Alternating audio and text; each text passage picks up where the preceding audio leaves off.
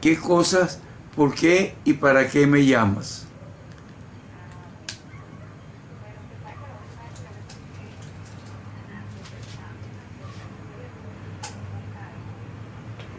La última vez que hablamos, tú querías que yo te hiciera un portal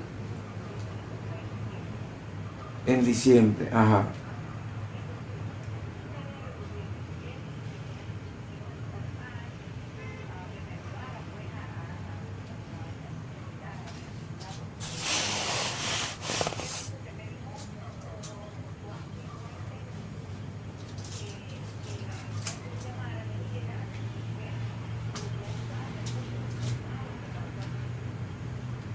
Tú estás hablándome de la intimidad. Sí, yo te estoy entendiendo, pero yo te quiero que tú entiendas que un tratamiento para la intimidad significa que hay, no es un problema de tipo sexual.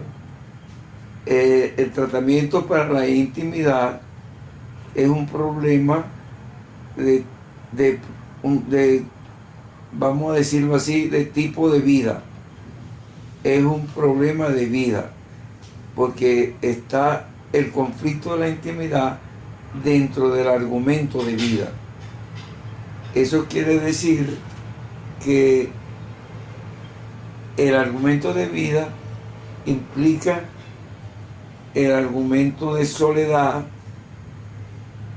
dirigido sobre todo por la falta de ternura, de amor ágape. Fíjate que te estoy hablando de algo muy lejano.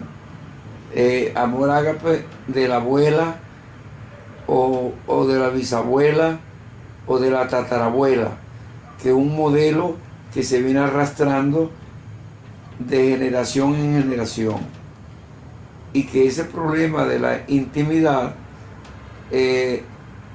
como yo lo he tratado muchas veces, cuando estaba en consulta, la gente iba al consultorio, era a través de un CD que lo llevaba a la relación en el CD con el CD, y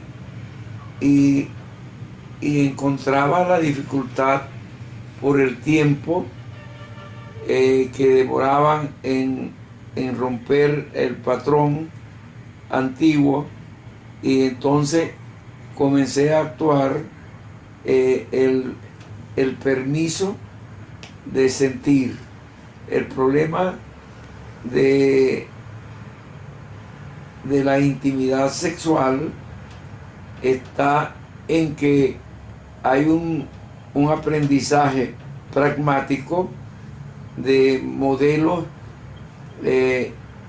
argumental, en donde el niño está dentro de un grupo, y estoy hablando del niño bebé, dentro de un grupo que la ternura está ausente, o sea, el amor ágape está ausente, o sea, el contacto físico.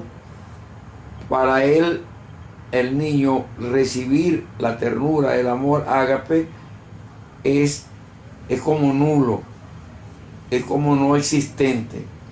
Entonces, el niño, eso le da al niño una prohibición de sentir.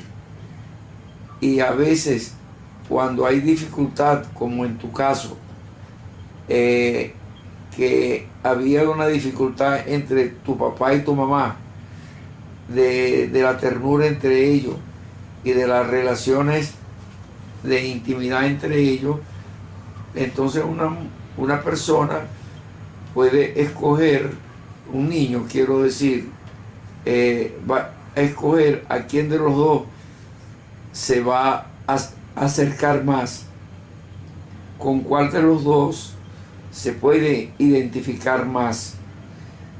Y entonces a veces toma identificaciones opuestas a su género.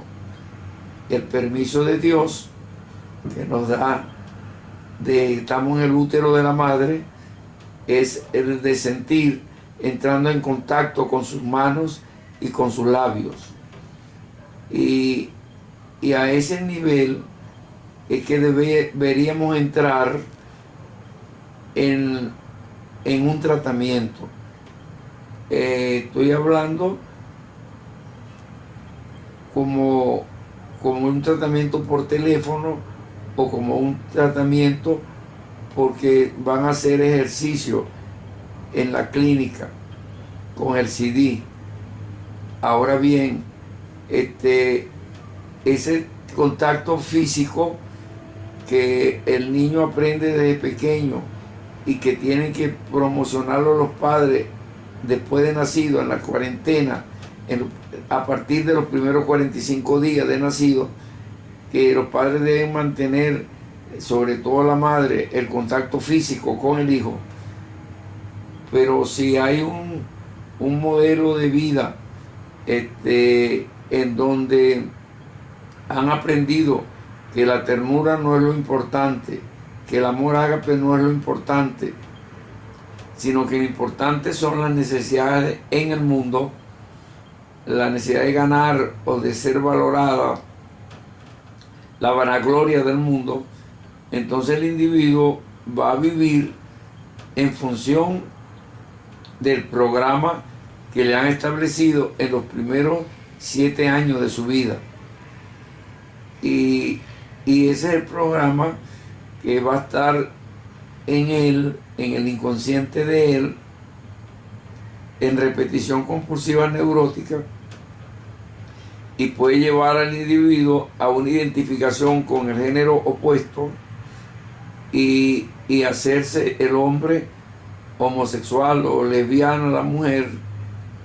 Y entonces el tratamiento de esa homosexualidad o de ese lesbianismo es, sin duda alguna, lo más importante es que pierda el temor al contacto con el género opuesto, y que porque si la persona se hace, por ejemplo, en contra del papá, entonces va a tener una adversión muy importante hacia la figura masculina, lo cual le va a impedir entregarse. Pero pudiera ser que lo que aprende pragmáticamente es que la mamá no se pega al papá, o que hay una dificultad entre la mamá y el papá, y entonces ella va a preferir el parecerse al papá, y entonces al identificarse con el papá toma el lesbianismo como característica. Eso significa que en la curación tiene que entrar en que no le genere angustia el contacto con la figura masculina, porque le genera angustia por el miedo al incesto. ¿Está claro? Si hay un acercamiento mayor hacia el padre de la niña, pero no hay una relación armónica entre el padre y la madre, entonces, y ella se identifica con el padre, puede haber una angustia en la intimidad física, y entonces va a entrar como lo que yo he dicho a veces, un síndrome de evitación heterosexual, pero no hay un síndrome de evitación homosexual, sino que hay una angustia heterosexual y no hay una angustia homosexual. Entonces hay que trabajar eso, y como yo te lo estoy explicando ahorita, es parte de ese trabajo, porque tiene que estar consciente, tiene que, lo que tú me has oído hablar de las técnicas activas de reactivación consciente, es que tengo que traer del inconsciente lo que pasó en la historia de la persona. Y, y el tratamiento va a estar en función de eso que pasó. A veces es que escucha conversaciones negativas de la figura parental del género opuesto, y la figura parental del género opuesto no son solamente el papá y, y el tío o los tíos y el abuelo o los abuelos, sino que me estoy refiriendo a que a veces escucha cosas negativas que lo van a llevar a buscar relaciones de parejas negativas para poder comprobar, para poner en prueba, para garantizarse que es verdad lo que oyó. Y entonces las relaciones van a ser en relaciones que le lleven a tener que romper pareja porque se habló mal o se escuchó mal acerca de las figuras parentales. La figura parental no es mamá y papá. Ese es el error que muchos tienen. Yo lo he explicado en muchas conferencias. Las figuras parentales es toda persona que se encuentre alrededor del niño en sus primeros 7 años de vida. Y esas personas que se encuentran alrededor del niño en sus primeros 7 años de vida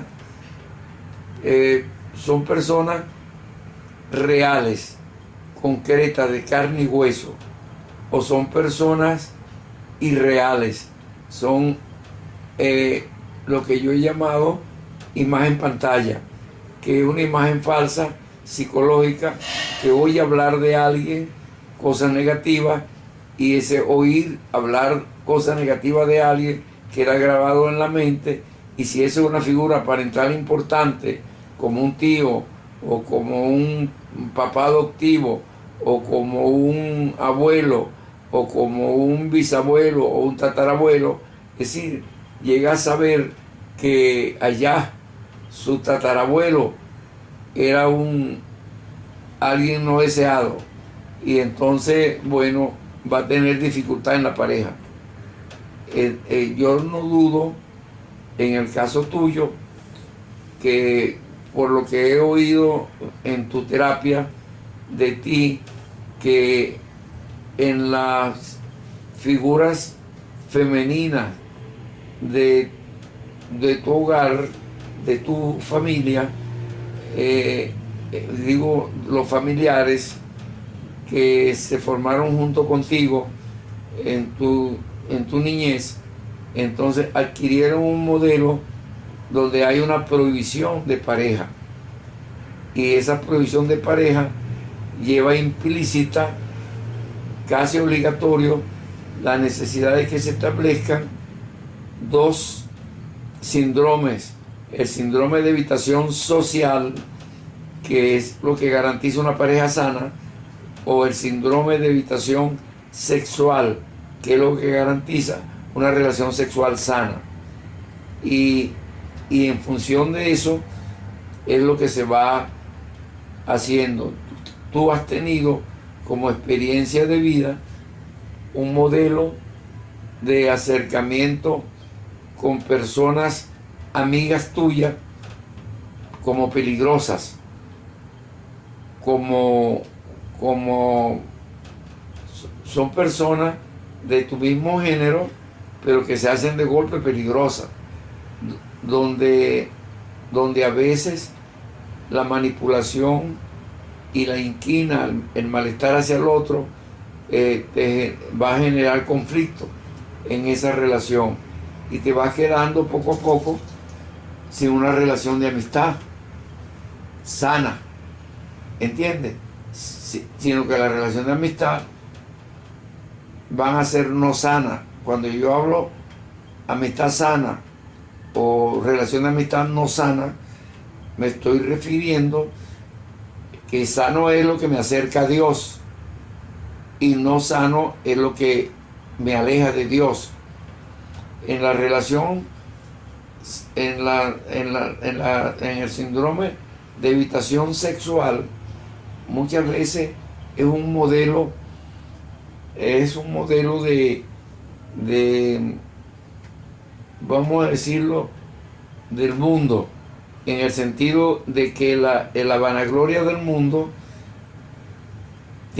ha creado en la mente del individuo la prohibición de la sexualidad, y que esa creación de la prohibición de la sexualidad viene generacionalmente desde Adán, cuando Adán se esconde de la presencia de Dios, y cuando Dios lo llama y le dice: ¿dónde estás, Adán?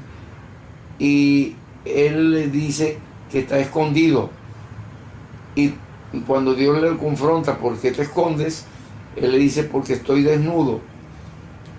En esa, fíjate donde arranca el conflicto de la sexualidad humana, desde el hecho de que Dios le dice a Adán: ¿y quién te dijo que estaba desnudo? Comiste del fruto del árbol que te dije que no comieras. Porque el fruto del árbol es el que le va a buscar vanaglorias del mundo. O sea que lo que el mundo dice que es bueno, es lo que es bueno, y lo que el mundo dice que es malo, es lo que es malo. ¿Me estás entendiendo? Y entonces, pero en la realidad no es el plan de Dios. El plan de Dios era diferente. No había, Adán andaba desnudo todo el tiempo con el Padre, con Dios, y no se avergonzó nunca de su cuerpo. Entonces Dios, cuando lo confronta, le dice: ¿quién te dijo que era malo? Comiste del fruto del árbol que te dije que no comiera. La tentación le hizo ver que era malo su sexualidad. Y entonces por eso las relaciones de pareja heterosexual tan conflictuadas, porque es que es malo, y hay que desensibilizar eso. Desensibilizarlo es llevarlo a que sienta disfrute en el tiempo, y eso se puede hacer, como lo decía yo siempre antes, cuando daba tratamiento sexual a distancia a personas de otras nacionalidades que estaban en otro país, y era a través de cassette y después lo transformé en CD, y en otras oportunidades veíamos en la bioenergética que los cuerpos entran en contacto. Ese contacto de los cuerpos va a dar un permiso de que no es malo el contacto físico entre las personas.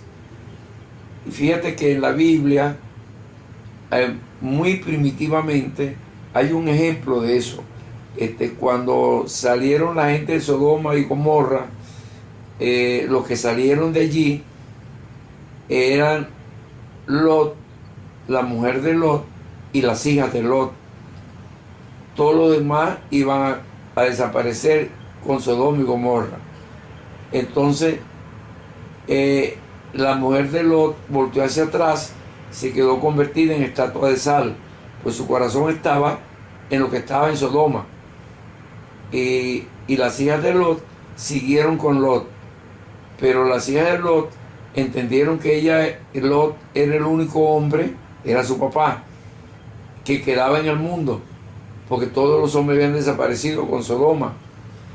Y entonces ellas emborracharon a Lot, tuvieron relaciones sexuales con el padre para tener hijos del padre, pues si no, no iban a poder tener hijos.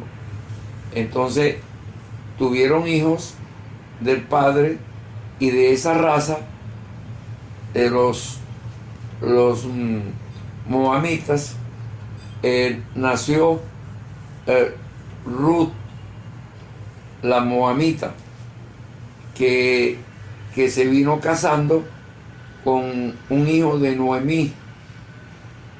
Y te estoy diciendo esto para que tú veas que aún en esa raza que pareciera prohibida por el mundo, que porque es incestuosa, sin embargo, de Ruth la moabita, que se quedó Noemí sin esposo, y entonces Ruth quedó acompañando a Noemí y le dijo a Noemí que el Dios de ella iba a ser su Dios y que a donde ella iba a ir ella y que iba a tener la protección de ella.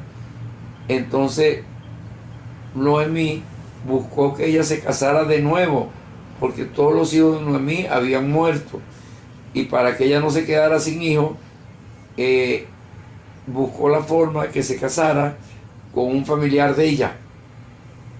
Por orden y por ley de Israel, ella debía casarse con un familiar del muerto, del esposo muerto. Entonces ella le buscó la forma de que se casara con un familiar de ella. Y Ruth se casó con ese familiar de ella.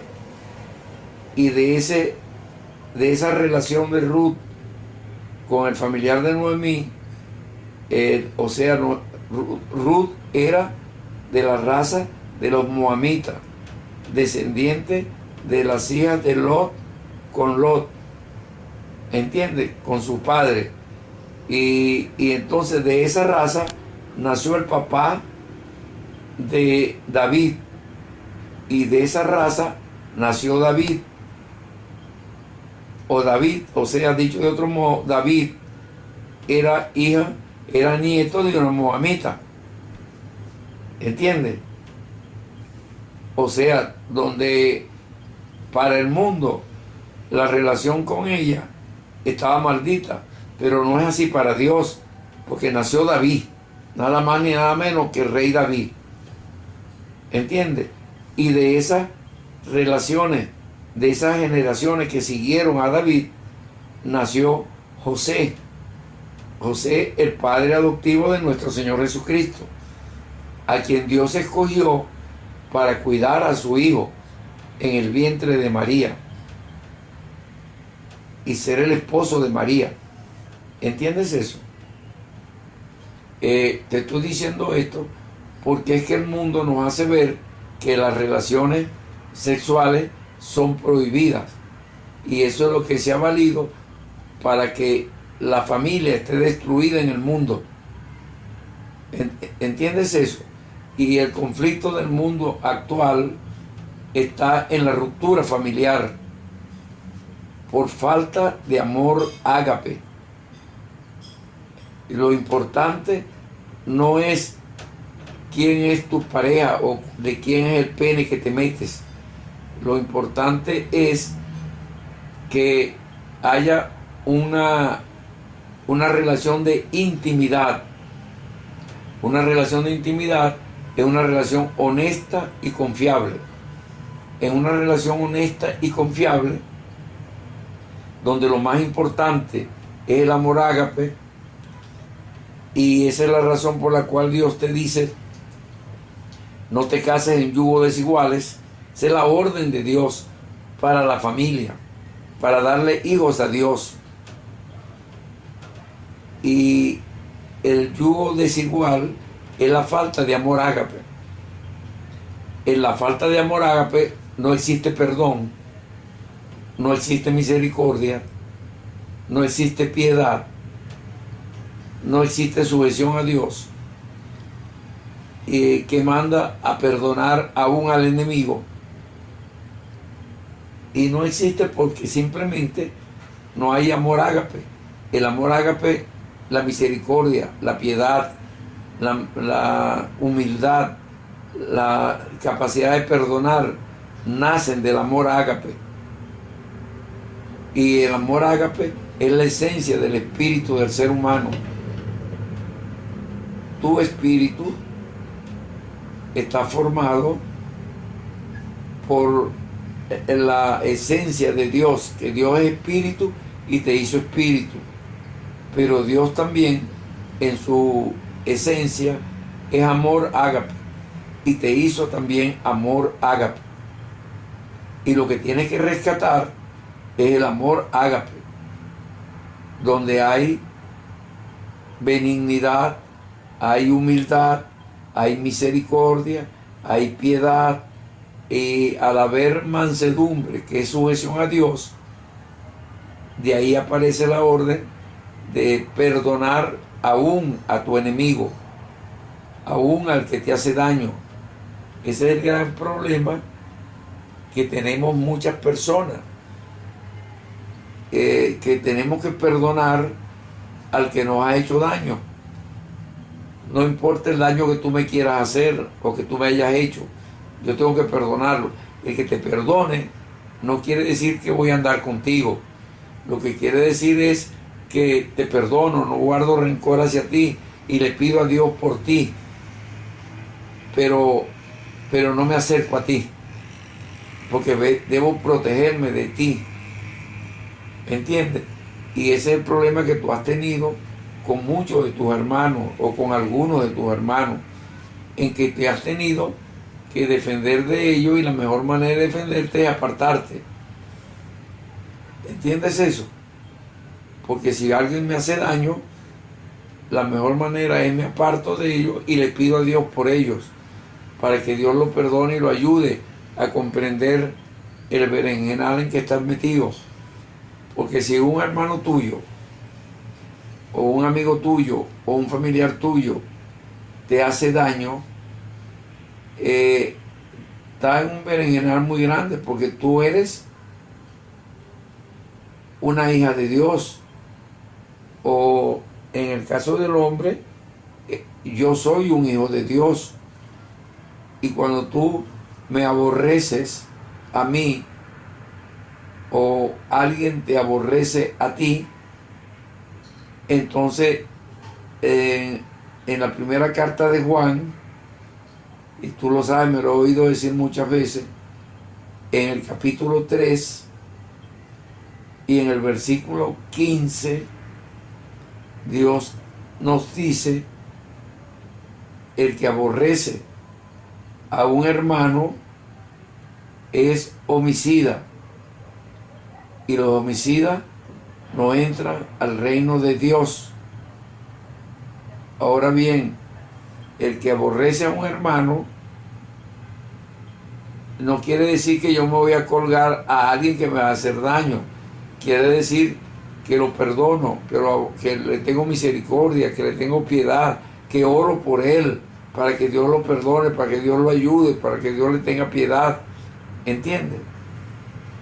Y eso incluye incluso a los hermanos, a los padres, porque los padres no son padres, los padres son hermanos. Padre, yo lo he dicho en conferencia muchas veces, es todo aquel que está alrededor del niño. Si es hombre, es papá; si es mujer, es mamá. Pero todo aquel que está alrededor del niño, sea papá o sea mamá, en realidad es un hermano. Porque Dios dice: no llame padre ni madre a nadie en la tierra, Padre es uno y está en los cielos. Nosotros somos hijos de Dios, fuimos hechos por Dios. Nosotros no somos cuerpo físico. Por eso el pecado del cuerpo físico no es el pecado. Ese es un pecado del mundo, creado por el mundo. Y el mundo vio mal a Cristo y lo crucificó por malo. Y el mundo vio bien a Barrabás, que era un delincuente ladrón, y lo salvó por bueno. Y ahí está el conflicto de la sexualidad, que no es malo la relación sexual del cuerpo físico, es malo la relación íntima del cuerpo espiritual. Por eso Dios dice, y mandó en esclavitud a los judíos a Babilonia por 75 años de esclavitud. Ahí fue Daniel entre ellos, y lo mandó porque habían fornicado en todo monte alto. La fornicación que Dios cuestiona es la fornicación espiritual, no la física. Y la fornicación espiritual es acostarse con Baales en todo monte alto, o sea, tener idolatría. Tener egolatría o tener idolatría es una fornicación espiritual. Pero la relación sexual, vamos a decirle fornicación física, no es el pecado. La fornicación, el pecado de la fornicación física es cuando tú te acuestas, vamos a decirlo así, agresivamente, cuando tú te acuestas porque tú violas a alguien. Violar a alguien es generar fuerza. El que tú seas seducida, o alguien te seduce, o tú seduces a alguien, no es el problema de violación. El problema de violación es cuando tú sometes a la fuerza a alguien. Aquí hay violación, pero cuando tú seduces a alguien con ternura, con amor, con complacencia, con dádiva, llevándole a sentir un gusto, tú lo que estás es más bien librando a alguien. Es como que si yo te pongo un CD de sexualidad, donde hay una actividad sexual, y tú haces la actividad sexual en el CD y tú lo disfrutas, lo vas disfrutando poco a poco, va llegando hasta que llegue a ser una mujer de curva sexual normal, multiorgásmica. Pero la curva sexual monoorgásmica en la mujer no es sana. Es una yo lo he dicho, un orgasmito piche. No es sana, porque lo sano en la mujer es que es multiorgásmica. Cuando tiene el primer orgasmo va a disparar varios orgasmos. Y eso generalmente la mayoría de las mujeres tienen una curva monorgásmica. No es sana. Necesita un tratamiento sexual. O muchas veces ni siquiera es monorgásmica, sino que a veces sí, a veces no. O sea que de cada 10 veces tiene orgasmo 2 o 3 veces. Eso quiere decir que hay un conflicto sexual y necesita un tratamiento sexual. ¿Entiendes? O puede ser que ha tenido un matrimonio por años y se divorcian, porque es una causa de divorcio. Es una forma de romper la familia, es una forma de que el enemigo de Dios, el enemigo de los hijos de Dios, buscan a que no cumplan la orden de Dios, y la orden de Dios es no romper la familia. No me importa lo que tú me hagas, yo tengo que perdonarlo. ¿Entiendes? Lo que tenía que haber hecho era no unirme en yugo desigual. Si yo me uno en yugo desigual, estoy transgrediendo la dirección de Dios, y tarde o temprano va a haber una separación. ¿Cuándo es tarde o temprano? Temprano es a los meses, a los 2 meses, a los 5, al año, a los 2 años, a los 3 años. Tarde es a los 50 años, a los 60 años. Tienen 50 años casados y se van a separar. ¿Por qué?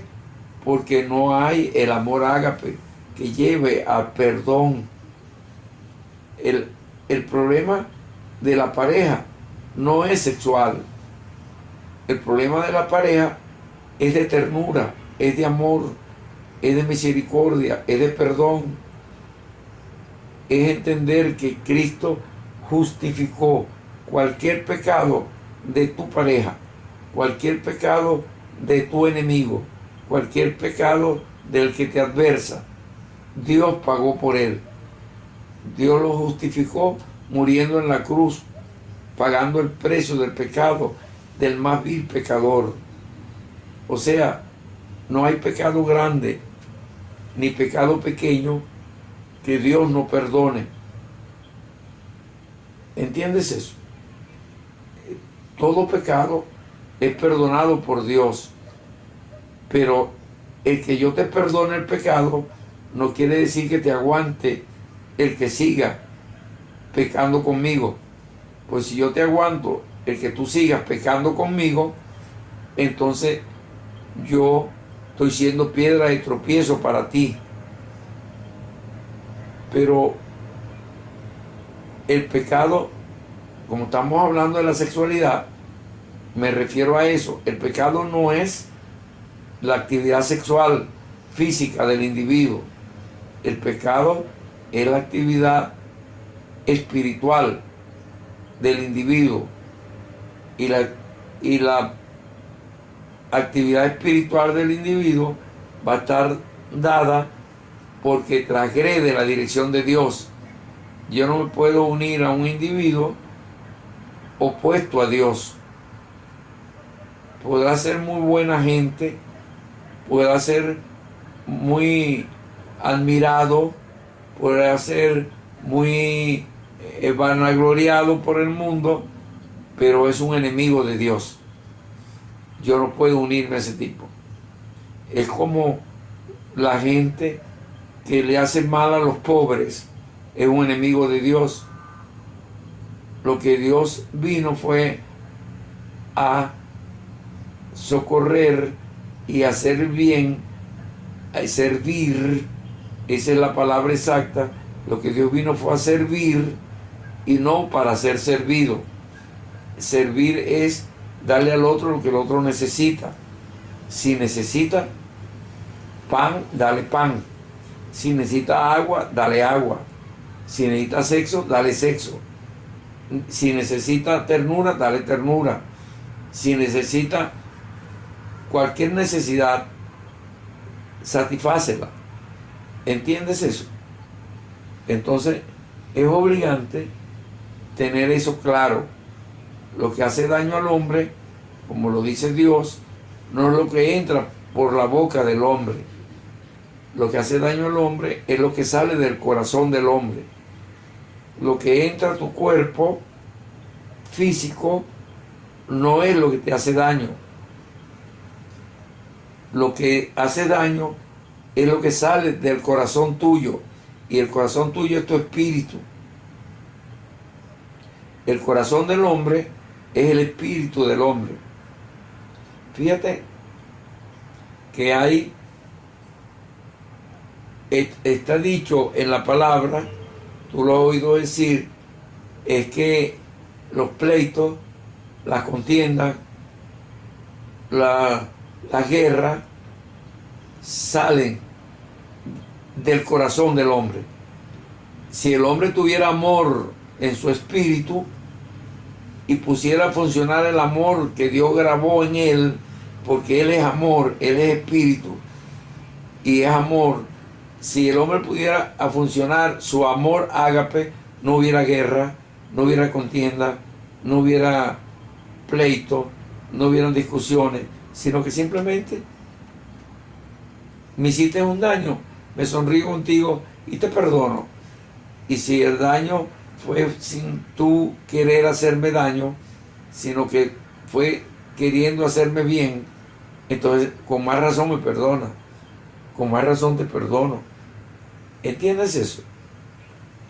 Que es lo que yo te decía cuando hablaba contigo en otro momento de algunos hermanos tuyos, también cuando hablé contigo en otros momentos de tu hijo y cómo la necesidad de la independencia del hijo, para que el hijo crezca, se independice y pueda defenderse en la vida.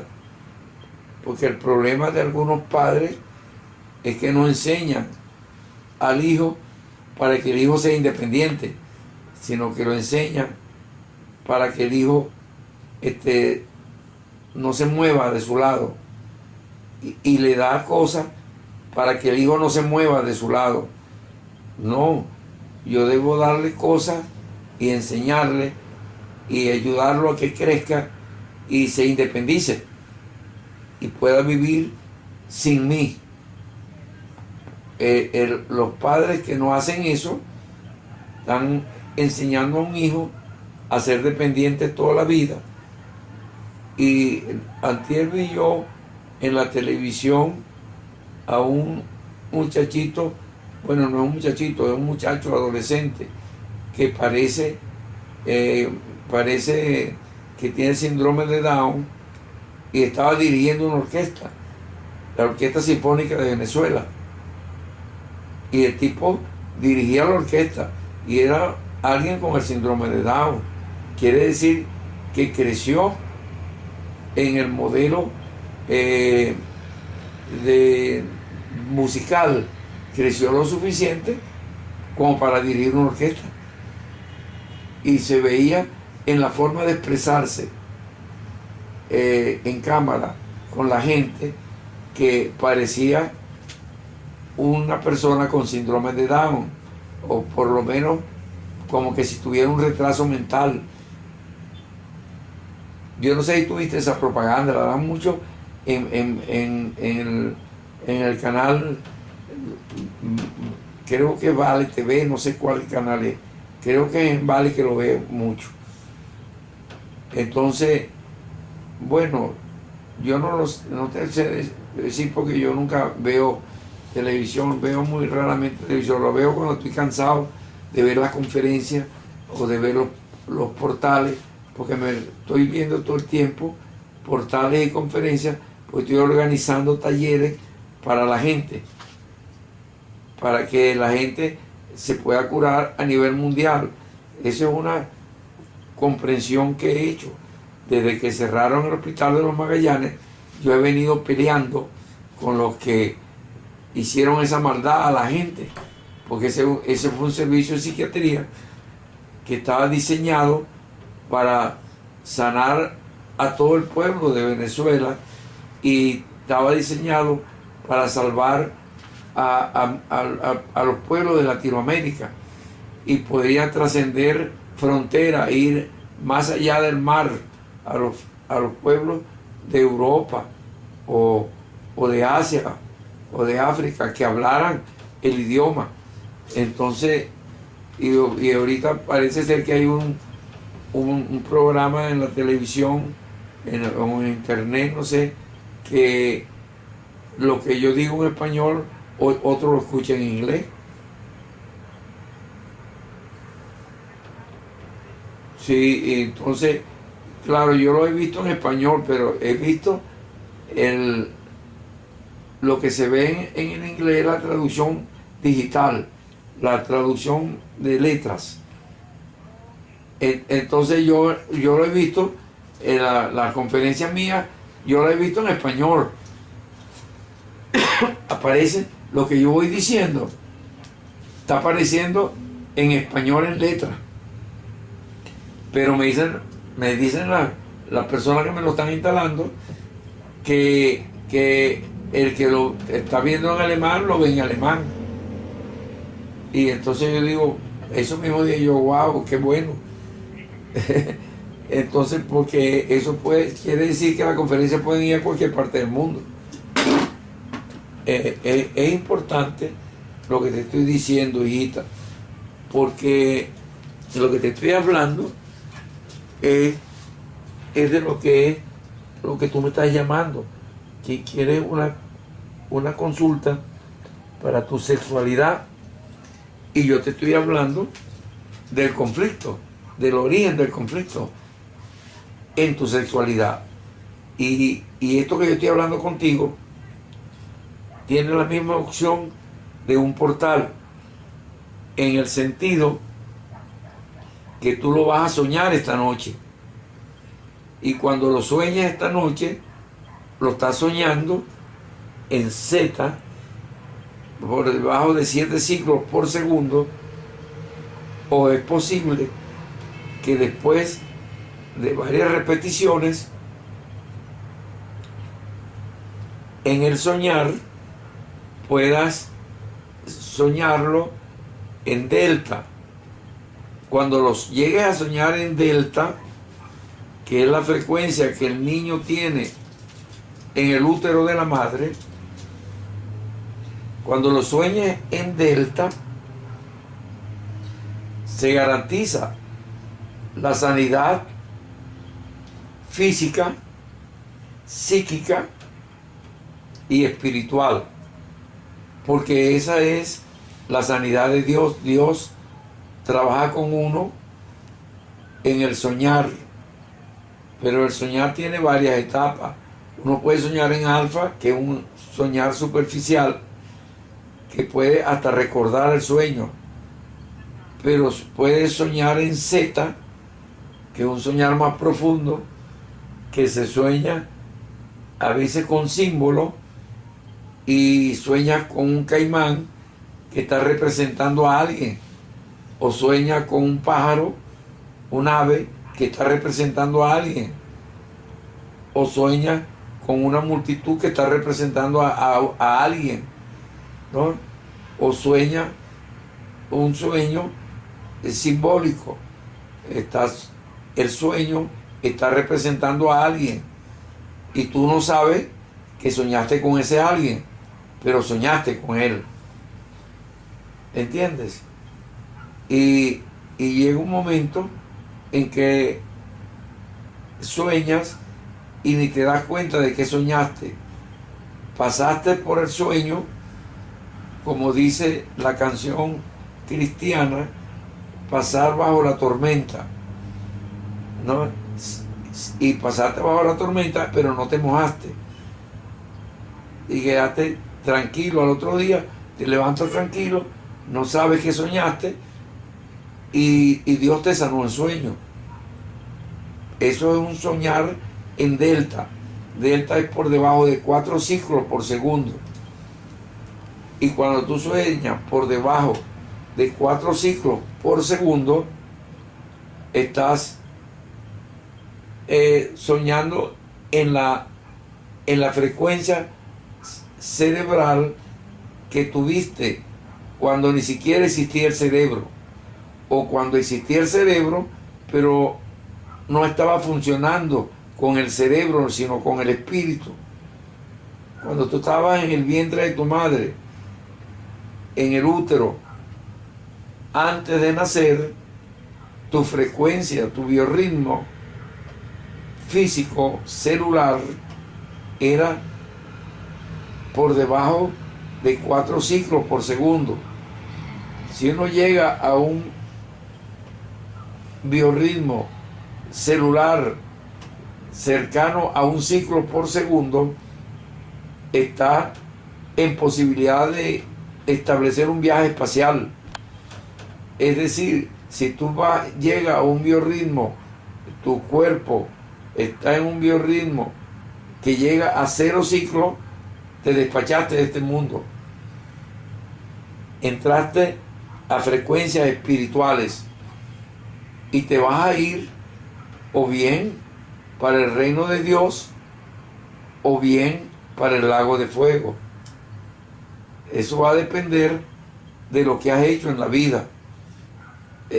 Cuando digo lo que has hecho en la vida, estoy queriéndote hablar en función del amor ágape. Lo que has hecho en la vida en función del amor ágape es el servirle al otro. Tú le puedes servir al otro y el otro puede, influido por el mundo, pensar mal del servicio tuyo. Tú le serviste, lo llevaste a bienestar, lo llevaste a felicidad, pero alguien puede meterle en la cabeza que fue un acto negativo tuyo. Alguien puede meterle en la cabeza que fue una maldad. ¿Entiendes? Y entonces, pobrecito, si él piensa que fue una maldad, que fue un acto negativo tuyo, cuando tú le estás haciendo un bien, que está protegiendo la vida incluso a veces. Entonces, bueno, la gente vive en un modelo en el mundo como en la cárcel. En la cárcel hay gente que protegen a otros y no deja que nadie se meta con ese. Y entonces se ve la protección física, porque es el cuerpo físico lo que están protegiendo, pero no el cuerpo espiritual. ¿Entiendes? En el cuerpo espiritual, Dios vino a libertarnos, y Dios vino a libertar espíritu, no cuerpo físico. El cuerpo físico va a morir y va a ser enterrado y se va a convertir en polvo, pero el cuerpo espiritual no va a morir. El cuerpo espiritual va al reino espiritual, al mundo espiritual, y va a morir si está separado de Dios. La muerte espiritual es separación de Dios, y la vida espiritual es cercanía a Dios. ¿Me estás entendiendo? Todo esto que yo he hablado contigo, tú lo vas a soñar en la noche, y lo vas a soñar y te va a dar permisos. Los permisos que Dios nos da en el útero de nuestra madre es, me lo has oído decir muchas veces en conferencia, es el permiso de sentir. Del permiso de sentir va a salir el permiso de vivir y disfrutar. Fíjate que yo lo he dicho con mucha frecuencia en todas las conferencias. Del permiso de sentir va a salir el permiso de vivir. Pero la gente no entiende que vivir es estar cercano a Dios. Y tú estás en el útero cercano a Dios, sintiendo el contacto de sus manos con tu cuerpo, con todas las partes de tu cuerpo, sintiendo el contacto de sus labios con tu cuerpo, con todas las partes de tu cuerpo, dándote el permiso de sentir y de vivir. Vivir es estar cercano a Dios. Y bueno, estás viviendo porque estás al lado de Él, en contacto con Él. ¿Entiendes? Y el permiso de disfrutar es estar sintiéndome en paz con Dios. Ese es el disfrute con Dios. Es la paz que se tiene en Dios. Pero la paz que se tiene en Dios solamente se consigue en el gozo del Señor. Si no es en el gozo del Señor, no hay paz. La paz proviene del gozo del Señor. ¿Entiendes?